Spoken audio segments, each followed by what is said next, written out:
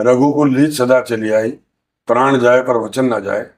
जो वचन हम लोगों ने अपने साथियों को, अपने जिले की जनता को दिया है, परिवार में जहाँ बर्तन होते हैं वहाँ थोड़ा बहुत आवाज तो हो जाती है, लेकिन वैसे कोई फर्क नहीं। सुलभ रास्तों पर चलते रहे तो फिर कठिन रास्तों का अंदाज नहीं हो पाएगा। हम जनता के बीच में रहे, और आप लोगों ने, खासतौर से मीडिया के अपने बंधुओं को कहना चाहूंगा कि आपने तस्वीर ऐसी बना दी गई, हम ऐसे हैं नहीं, हम पैदाइशी सेक्युलर हैं, हम सब धर्मों का सम्मान करते हैं। बहुत अच्छी बात है। मैं 7 था उस दिन जब उन्होंने पूछा कि वो बोटी बोटी का बयान क्यों, कहा भाई बोटी बोटी की तो माफी मांग चुका, अब रोटी रोटी की मांग है। मेरे पर व्यक्तिगत राय है कि संसद में ये किसी दूसरे मुल्क की जय नहीं बोली। भारतीय जनता पार्टी के नेता कहते थे कि 400 पार करा तो संविधान बदलेंगे। हम नहीं कहते थे इस बात को, वो कहते थे।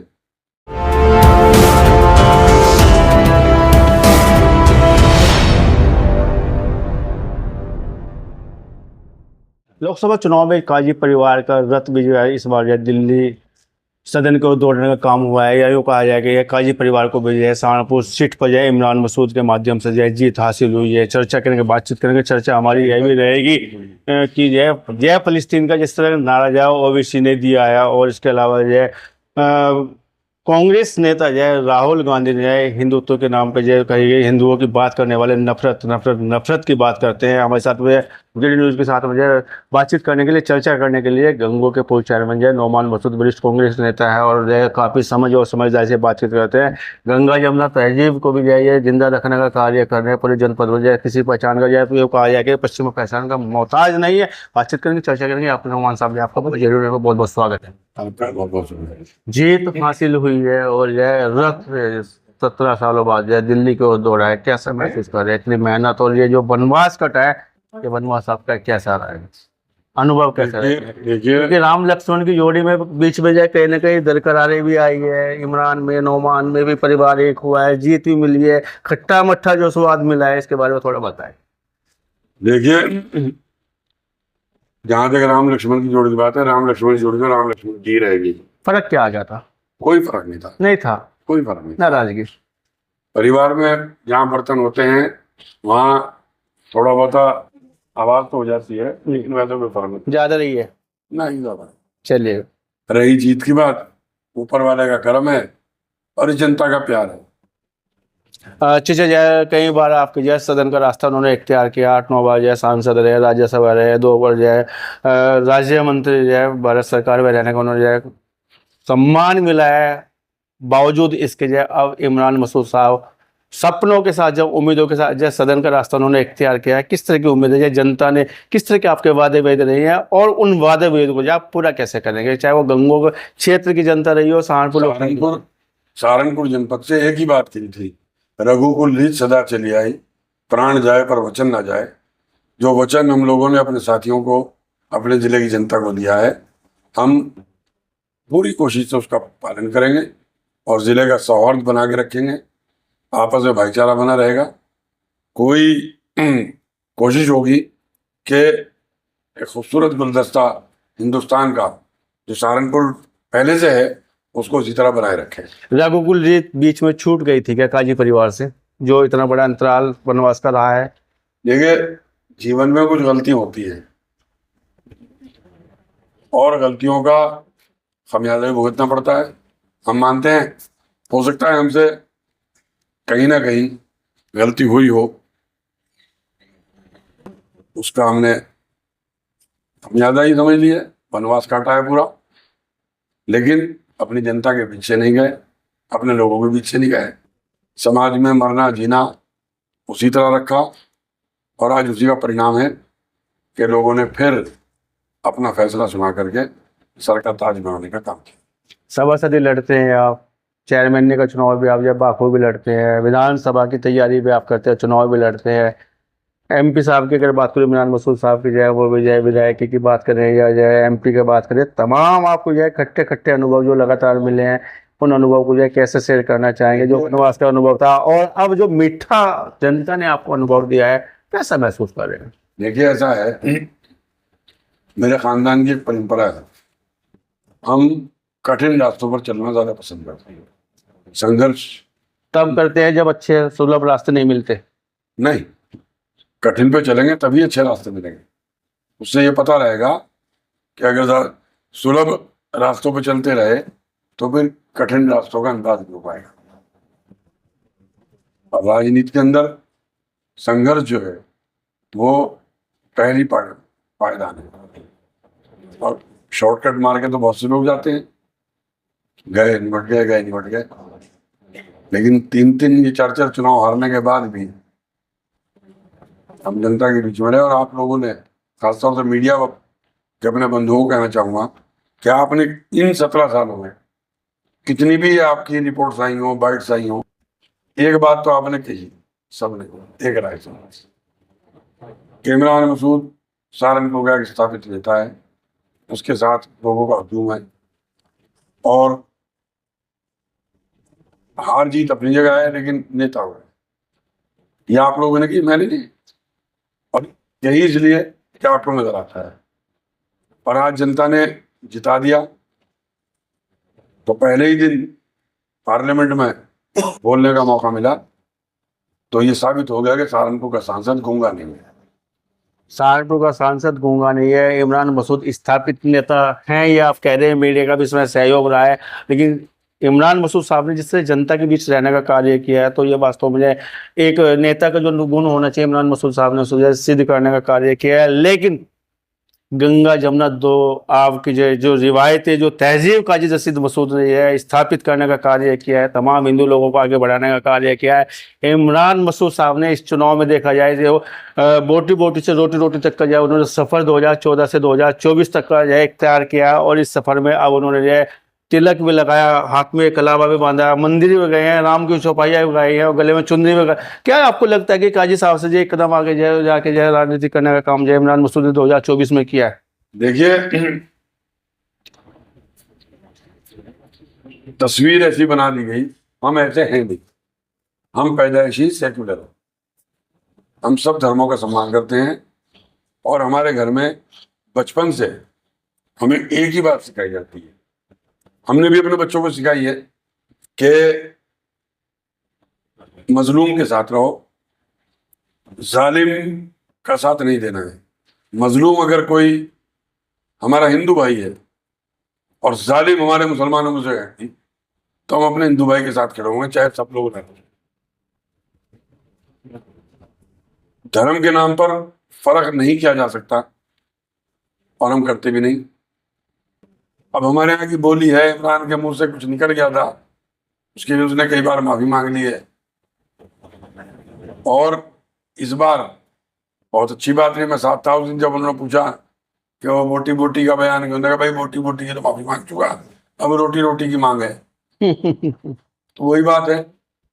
बहरहाल निजाम तो हिंदुस्तान में वही है, अब तक मोदी जी की सरकार है, हमें मौका मिला है बोलने का, हम पहुंच गए वहां पे। तो हमारी मांग होगी कि हम युवाओं के रोजगार के लिए, बेरोजगारों के लिए, और जो हमारे हस्तकरघा से काम करने वाले हस्तशिल्प हैं, लकड़ी का काम करते हैं, मजदूर हैं, दस्तकार हैं, बुनकर हैं, उनके लिए आवाज उठाएं और जो भी हो सकता हो बेहतर से बेहतर उनके लिए काम करें।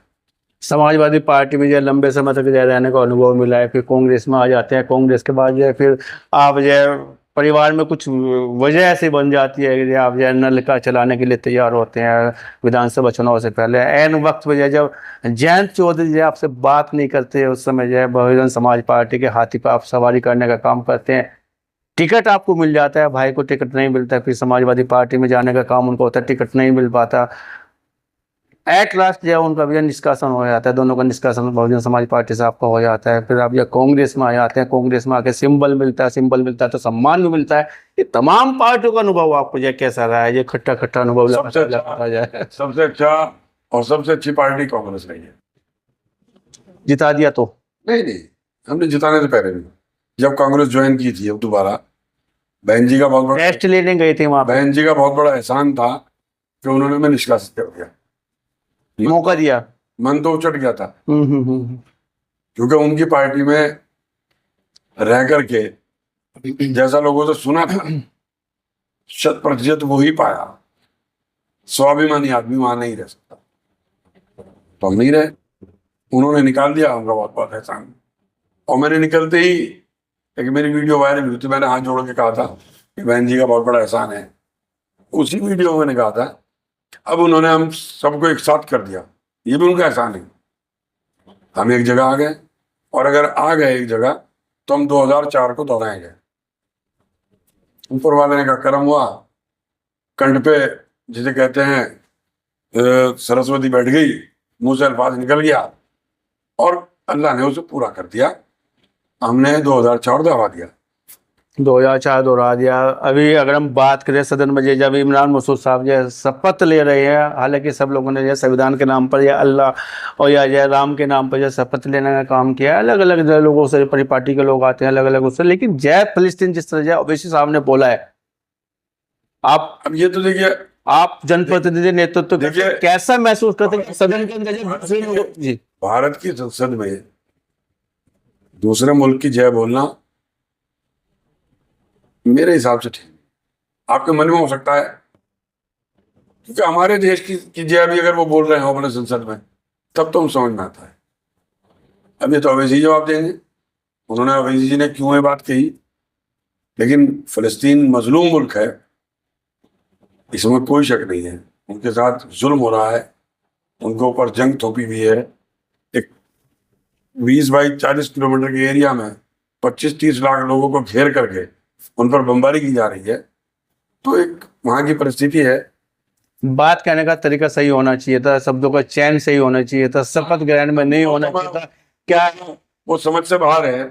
क्या आप इंडियन कॉन्स्टिट्यूशन में शपथ ले रहे हो और दूसरे मुल्क की जय बोल रहे हो? समझ से बाहर है। पाकिस्तान जिंदाबाद, खालिस्तान जिंदाबाद की जब कोई नारे लगता है, जब पाकिस्तान कभी जिंदगी में जिंदाबाद नहीं हो सकता। नहीं, मैं सवाल ये है कि मेरा सवाल ये है कि जब कोई नारे लगाता है उसके खिलाफ या कार्रवाई होती है, लेकिन जब सदन में यह शपथ ग्रहण कार्यक्रम चल रहा होता है, शपथ ग्रहण होती है जब फिलिस्तीन, क्या ऐसे में संवैधानिक कार्रवाई होनी चाहिए? देखिए, फिलिस्तीन की जहां तक बात है, इंडियन कॉन्स्टिट्यूशन में या भारत का जो नियमावली है उसमें फिलिस्तीन ही मुल्क है। मैं आपको थोड़ा बताऊं, इजराइल की मान्यता नहीं है, फिलिस्तीन की है। बाह्य मुल्क की जय बोलना यासिर अरफात साहब जो हैं, वो स्वर्गीय इंदिरा जी के मंगोले भाई थे, और हमारे यहाँ उन्हीं का आना, व्यापार भी उन्हीं से था, सब कुछ उन्हीं से था। अब परिस्थितियां बदली हुई हैं। बहरहाल हम हिंदुस्तानी हैं, अपने हिंदुस्तान की बात करें, दुनिया में क्या हो रहा बैठ करके उसके लिए दुआई कर सकते नहीं, दुनिया में थोड़ी, तो अपने सदन में हो रहा है, हम तो सदन की बात कर रहे हैं। हाँ, सदन में कार्रवाई होनी चाहिए, मेरा सवाल है कार्रवाई होनी चाहिए नहीं होनी चाहिए जब कोई जिंदाबाद या जय बोलता है तो? मैं इतना बड़ा बाह्य नहीं मुल्क कि मैं नहीं समझ तो रखते हैं संसद के अंदर होने वाली घटनाक्रम पर कोई टिप्पणी करूं, लेकिन मेरे पर से व्यक्तिगत राय है कि संसद में ये किसी दूसरे मुल्क की जय नहीं बोलनी चाहिए। हिंदुत्व की बात करने वाले जो नफरत फैलाते हैं, नफरत फैलाते हैं, नफरत फैलाते हैं, बयान जिस तरह के सदन में राहुल गांधी ने दिया, कैसे देखते हैं आप? नहीं, राहुल जी ने का बयान मैंने सुना नहीं, लेकिन नफरत काम की चीजें सुनते नहीं आप? नफरत फैलाने वाले तो नफरत फैला ही रहे, वो किसकी नफरत किस वे में जा रही है एक अलग बात है, लेकिन जो फैलाने वाले तो फैला ही रहे। और राहुल जी ने जो संविधान का डर दिखाया, क्या संविधान सुरक्षित हाथों में अब चुनाव के बाद? अब उन्होंने जिक्र नहीं किया है, सदन में बैठ कर जिक्र नहीं किया, सड़कों पे तो खूब जिक्र किया है कि संविधान जो है खतरे में है, सब एक हो जाओ, और उसका लाभ भी मिला है उसको जो है। लेकिन जिस दिन से राहुल जी ने क्या गलत क्या कहा? भारतीय जनता पार्टी के नेता कहते थे कि 400 पार करा तो संविधान बदलेंगे। हम नहीं कहते थे इस बात को, वो कहते थे भारत का संविधान हमारे सर का ताज है, हम उस संविधान की वजह से ही मैं आपसे बात कर पा रहा हूं। मैं माइनॉरिटी में हूं, आप मुझसे मीडिया पर सवाल जवाब कर रहे हो, मुझे सम्मान दे रहे हो, ये ताकत सिर्फ हमारे संविधान की है। भारत का संविधान तो हमारे सर का ताज है, खतरे में नहीं है अब। नहीं, खतरे में तो जो संविधान को लाएगा वो खतरे में आ जाएगा, संविधान खतरे में नहीं आएगा, वो खतरे में आ जाएगा। और आपने देख भी लिया, 400 पार का नारा टूट गया। वो तो कुछ उन्होंने थोड़ा सा लास्ट में कुछ संविधान के लिए बोलना शुरू कर दिया, जो लोगों ने एक बार फिर छोड़ दिया, चलो माफ कर दिया। माफ तो नहीं किया, लेकिन ऐसा कर दिया चलो देख लेते हैं। काजी परिवार जो है उम्मीदों का परिवार बना है, जब जीत आपको मिली है कैसे उम्मीदों पूरी होगी? तमाम आवाम की, तमाम जनता की, बिल्कुल जनता के बीच में है, जनता के एक साथ वोट है, के पीछे 100 उम्मीदें लगी हैं। जनता के बीच में है, जनता के साथ है। और मैंने अभी शुरू में कहा था कि सहारनपुर जो गुलदस्ता सेक्युलरिज्म का था, हम वो गुलदस्ता बनाएंगे। अभी आपने एक शब्द सवाल किया था कि काजी जी, मरहूम चचा जो है वो सबको आगे लेके चलते थे, हम भी उसी को लेके चलेंगे। वो उम्मीदों की बात कर रहा हूँ। हम उसी को लेके चलेंगे। अभी आप विधानसभा आएगी या और भी आप आगे देखेंगे। एक चुनाव तो आप खुद लड़े थे वो। नहीं नहीं, मेरे चुनाव वहां लड़ने की बात यह है, जब मैं लड़ा इमरान नहीं लड़ा। इस बार लड़ा जाएगा, लड़ा जाएगा इस बार लड़ाया जाएगा पक्का। पक्का। काजी जी वाले जो आए थे गंगा लेकिन लड़ाऊंगा उसे जो मेरे गले से उतर जाएगा, बचा के, किसी ऐसे को नहीं लड़ा, मन माफिक को लड़ाऊंगा। गंगों में जीत हासिल हुई है। अगर मैं पूरी इसकी बात करूं, जो लोकसभा की, जो गंगों में जीत हासिल हुई है लोकसभा चुनाव में, जो आपने जो है लोगों से एक राशन को लेकर, जो गठबंधन प्रत्याशी को लेकर जो वादे वेद किए थे, क्या उन वादे वेदों मुझे उम्मीद है कि बच्ची हमारी सांसद उन वादों को पूरा करेगी। माध्यम बनेगा नौमान मसूद? बिल्कुल बनेगा। मैं तो उसका जिसे कहना चाहिए उसके साथ हूँ, और मैंने जी तोड़ मेहनत की है उसके लिए। और एक परिणाम ये भी बताऊं आपको, 2004 में हसन परिवार और मेरा परिवार एक साथ था। बीच में गफलत आगे थी जी। अभी बात तक हटिए, हम जब चुनाव जीते फिर अलग अलग हो गए, हार गए, वो भी हम भी। विधानसभा इकट्ठे हुए तो जीत गए, फिर 18 में इकट्ठे हुए उपचुनाव में, हम फिर जीते। आपके सामने है, उपचुनाव में जीता। और अब 2024 में इकट्ठे हुए तो फिर जीत गया, पूरा मंडल जीत गए। परिणाम सामने है सबके, ये दूर नहीं है। अभी तो प्रत्यक्ष को प्रमाण किया। बीच में विरोधाभास भी हुआ आपकी जाति को लेके, इसको लेके, उसके घेर में जाए मीटिंग की है, मीटिंग मीडिया बुलाया है तमाम। मैं नायब हसन जो विधायक जी आपको लेके जाए, उन्होंने मीडिया को बुलाया, प्रेस वार्ता की, उसमें आपकी जाति को लेके कि कभी जनरल हो जाते हैं, कभी पिछड़े हो जाते हैं। तो वो सब राजनीतिक बातें हैं। विधायक जी भी हमसे छोटा है बहुत, लेकिन अब मैं देख रहा हूँ बहुत परिपक्व हो गए। मन मिल रहा है, बिल्कुल मन मिल रहा है।